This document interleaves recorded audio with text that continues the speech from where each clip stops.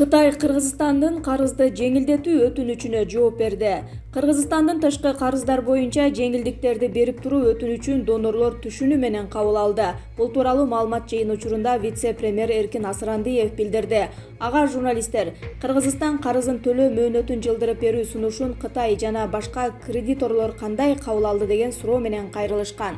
Кредиторлор түшүнүү менен мамиле кылууда. Өткөн аптада президент Кытай Эл Республикасы лидери менен Экспорт-импорттук банкынын алдындагы карыздын мөөнөтүн жылдыруу боюнча сүйлөшүүлөрдү жүргүздү. Билишимче, алар биз күткөндөй жооп берип, Эксим банктын өкүлдөрү биздин адистер менен байланышка чыкты. Учурда иш башталды, деди Асырандиев. Эске салсак, Кыргызстан Кытайдын аталган банкына 1,8 миллиард доллар карыз, ал эми башка карыз берүүчүлөр менен дагы Париж клубунун алкагында насыя мөөнөттөрүн узартуу боюнча сүйлөшүүлөр жүргүзүлүп жатат. Париж клубу кредит берүүчү болуп эсептелген өнүккөн өлкөлөрдүн өкмөттөр аралык бейрасмий уюму. Анын милдети өнүгүп келе жаткан өлкөлөр кредиттик милдеттерин аткара албай калган учурда жардам катары насыя шарттарын жеңилдетип берүү. Оорунун очогунда иштеген медиктерге 95 миллион сом бөлүнмөй болду. Коронавирустун очогу болгон аймактарда эмгектенип жаткан саламаттыкты сактоо мекемелеринин кызматкерлерине жана ишке тартылган жактарга кошумча 95 миллион 584 миң сом бөлүнмөй болду. Бул тууралуу өкмөттөн билдиришти. Бүгүн 29 апрелде вице-премьер Аида Исмаилованын коронавирус инфекциясына каршы күрөшүү боюнча иш-чараларды каржылоо үчүн жеке жана юридикалык жактардан түшкөн акча каражатын бөлүштүрүү боюнча комиссиянын кезектеги жыйыны болуп өттү. Жыйында саламаттыкты сактоо министрлигинин медицина кызматкерлерине компенсациялык төлөм төлөө үчүн 95 миллион 584 миң сом бөлүү өтүнмөсү добуш берүүгө коюлду. Натыйжада комиссиянын 15 мүчөсүнүн 11-и колдоп, 4-өө калыс бойдон калышты деп айтылат маалыматта. Белгилей кетсек, Кыргызстандагы жеке ишкерлер дарыгерлерге каражат берип гана тим болбостон, коргоочу костюм, тез жардам унааларын дагы алып беришүүдө. 40% дары ичкен жок. Башкы пульмонолог коронавирустан дарылоо жолун айтты. Коронавирус жуктуруп алып, учурда ооруканада жаткандардын 40%-ында оорунун симптомдору жок. Аларга эч кандай дары-дармек берилген жок. Бул туурасында Талант Сооронбаев брифинг учурунда билдирди. Анын айтымында, учурда өлкөдө COVID-19 менен күрөшүүгө бардык дары-дармек жабдуулар, өпкөнү жасалма дем алдыруучу аппараттар жетиштүү. Ар бир бейтапка абалына жана жаш курагына жараша дарыгерлер улуттук жана регионалдык консилиум өткөрүп, өзүнчө дарылоо жол-жобосун иштеп чыгат. Бизде соңку күндөрү оор абалда жаткандардын абалы орточо болуп калды. Каза тапкандардын саны өскөн жок. Көбү толук айыгып үйүнө чыгарылды. Бүгүнкү күндө ооруканадагы 222 бейтапта оорунун жеңил түрү байкалууда. Алардын ичинен 40%-ында оорунун симптомдору жок. Башкача айтканда, алар антибиотик, вируска каршы дарыларды ичишпейт. Дарыгерлер байкоо жүргүзүп турабыз. Абалы өзгөрө баштаганда гана симптомдук терапия жасалат, деди. Ошондой эле ал дарыгерлер кандай препараттар колдонулары туурасында алдын ала бейтапка айтып, макулдугун алгандан кийин гана дарылоо башталарын белгиледи. Бир дагы адамга анын өзүнүн макулдугусуз дарылоо жүргүзүлбөйт. Эгер абалы начарлап, пневмония болуп жатса, консилиум өтүп, ага дарылоонун жолу сунушталат. Демек, препаратты кабыл алабы же жокпу бейтап өзү чечет. Бизде дары-дармек ичүүдөн баш тарткан бейтаптар дагы болгон. Дарыгерлер эрежени сактап, макулдугун бергенге чейин дарылаган эмес. Айтарым, мунун баары оңой эмес. Ар бир бейтап дарыгердин тыкыр көзөмөлүндө. Биздин жаңы муундагы мыкты дарыгерлер ар бир адамдын саламаттыгын сактоо үчүн бар күчүн жумшап жатышат, деди Сооронбаев. Жыл башынан берки 4 ай аралыгында бажы жана салык тармагынан мамлекеттик бюджетке 10 миллиард сом түшкөн жок. Бул тууралуу вице-премьер-министр Эркин Асырандиев маалымдады. Анын айтымында, чек аралар жабылганына байланыштуу экспорт менен импорт кескин азайды. Бул салык менен бажы төлөмдөрүнүн төмөндөсүнө себеп болду. Кирешеден тышкары чыгаша бар. Бюджеттик кызматкерлердин айлык акысы, пенсия жана жөлөк пул үчүн ай сайын 7 миллиард сом чыгаша болот.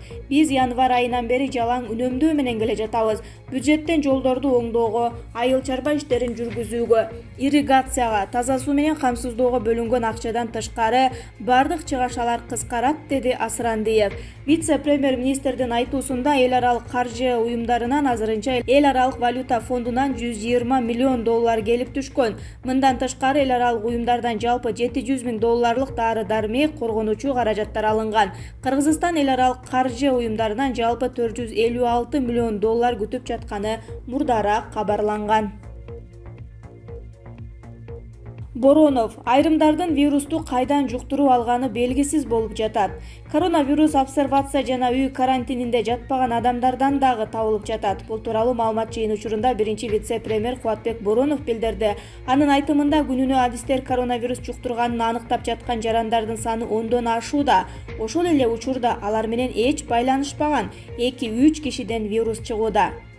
Алар ким менен байланышта болуп кантип жугузуп алганы белгисиз. Балким жашырып өзүн өзү дарылайм деп жүргөндөрдөн же таптакыр эле жуктурганын билбегендерден болушу мүмкүн. Республикалык штабтын чечими менен вирус жайылган 114 очоктогу адамдар текшерилип жатат. Кандайдыр бир белгиси байкалгандар дароо тест тапшырууда, деди Боронов.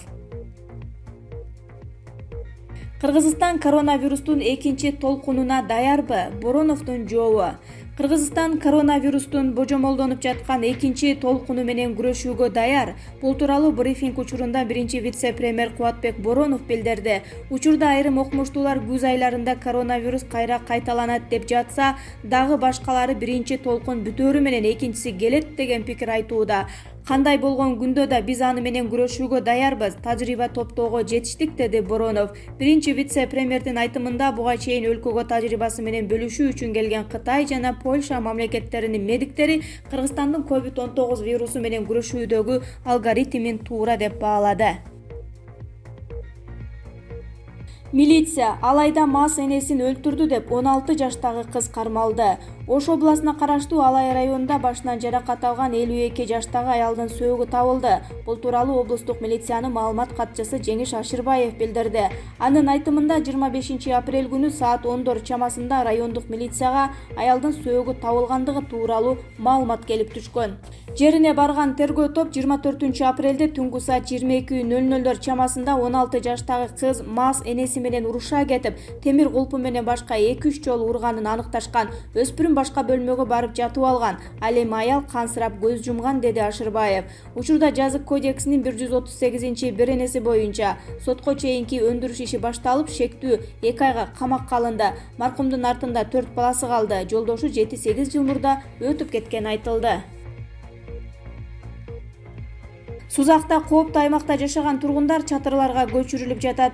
Район аймагында жер көчкү жүрүүчү кооптуу аймактарда жашаган Курманбек, Көгарт, Барпы, Кызкөл, Сузак айыл өкмөттөрүндөгү 100дөн ашык үй бүлө башка жактарга көчүрүлүп жатат. Район акиминин орун басары Төрөгелди Түркбаев Азаттыкка билдиргендей, турак жайы жоктор үчүн чатырлар тигилүүдө. Кызкөл айыл өкмөтүнүн Карамарт айылынын Кайырма тилкесине 10 орундукка атайын ылайыкташкан 20 дана чатыр тигилди. Ага ушул айылдын кооптуу тилкеде жашаган тургундары көчүрүлө баштады. Тургундарга бир топ жыл мурда көчүп кетиш үчүн жер тилкелери берилгени менен алар көчүп чыккан эмес. Учурда райондук комиссия эң кооптуу деген участокторду тургундарды чыгарып жатат, деди Түркбаев. Өзгөчө кырдаалдар министрлигинин маалыматына караганда, өлкөдө кооптуу аймактарда жашап жаткан 3909 түтүн элди тез арада коопсуз жайларга көчүрүү боюнча жергиликтүү бийликке эскертүү берилген. Хиллари Клинтон президенттикке талапкер Джо Байденди колдоду. Буга чейинки шайлоодо АКШнын президенттигине негизги талапкерлердин бири болгон Хиллари Клинтон мурдагы вице-президент Джо Байденге колдоосун билдирди. Байден быйыл ноябрда өтчү президенттик шайлоого Демократиялык партиянын атынан чыгууну көздөп жатат. Видеоконференцияга чогуу катышып жатып, Клинтон коронавирус пандемиясы күчөп турган шартта илимпоздорду уккан Джо Байден сыяктуу лидер президент керек. Ал мындай учурга өмүр бою даярданган, деди. Муну менен ал Байдендин 30 жашынан тартып көп жыл бою сенатор, анан вице-президент болгонуна ишарат кылууда. Ал эми Дональд Трамп президенттикке чейин мамлекеттик же саясий кызматта иштеген эмес. Хиллари Клинтон Байденди колдогон таасирлүү демократтардын бири. Ага чейин мурдагы президент Барак Обама, жарыштан четтеген сенатор Берни Сандерс да колдоосун билдирген. Германияда медицина кызматкерлери жылаңач флешмобун башташты. Германияда медицина кызматкерлери коргоочу кийим жана медициналык бет каптын жетишсиздигинен улам өздөрүнө көңүл бурдуруу үчүн жылаңач флешмобун башташты. Бул тууралуу чет элдик басылмалар жазып чыгышты. Германияда алгач коронавирус катталган январь айынан бери бейтаптар менен иш алып барган медицина кызматкерлери коргоочу кийимдер, медициналык бет каптар менен жетиштүү камсыз болбогонун айтып келишкен. Алардын нааразычылыктарынан жыйынтык болбогондо бул көйгөйгө көңүл бурдуруу максатында аталган флешмобду башташкан. Жылаңач сүрөттөрү аркылуу медицина кызматкерлери коронавирустан кандай коргонуп жатканын көрсөткүсү келген. Белгилей кетсек, Германияда алгач январь айында коронавирус аныкталган. Учурда илдетке чалдыккандар 159 000 болду.